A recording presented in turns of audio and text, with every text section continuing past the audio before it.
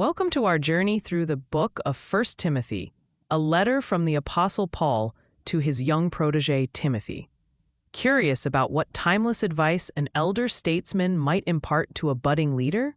Let's dive into this fascinating blend of guidance, doctrine, and encouragement spread across 6 captivating chapters. Paul starts in chapter 1 with a warm greeting urging Timothy to tackle false teachings. Paul highlights love as the goal of their instruction, saying in verse 5, "The goal of this command is love, which comes from a pure heart and a good conscience and a sincere faith." This emphasizes the foundational role of love in their teachings and actions. Paul reminds Timothy of his own conversion as a testament to God's grace. This personal testimony serves to encourage Timothy and underscore the transformative power of faith in guiding one's life and leadership.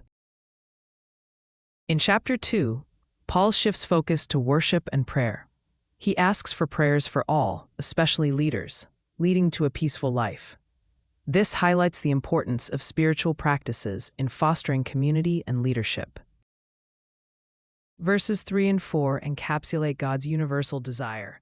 This is good and pleases God our Savior, who wants all people to be saved and to come to a knowledge of the truth. This underscores the inclusive nature of divine salvation and truth. Moving to chapter 3, Paul outlines qualities of church leaders. He describes what a bishop or deacon should embody, emphasizing integrity. This sets standards for leadership within the church community.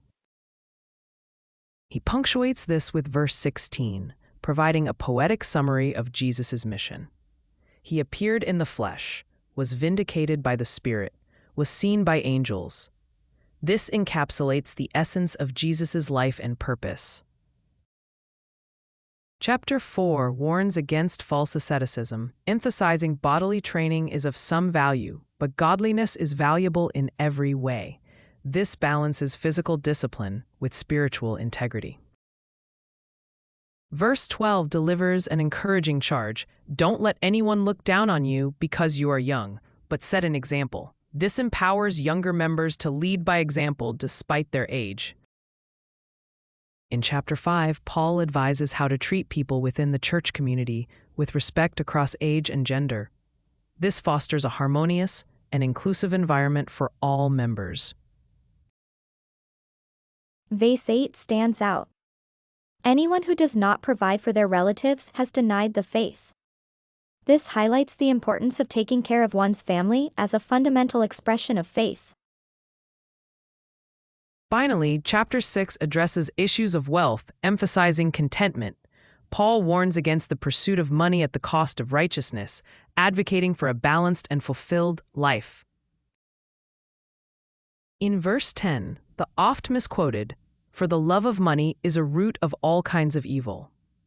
It's not wealth itself, but the pursuit at the cost of righteousness that Paul warns against. These 6 chapters offer a treasure trove of advice, not just for Timothy, but for anyone navigating leadership, faith, and community. As you reflect on these teachings, consider how they might apply to your own life. Let's continue exploring together.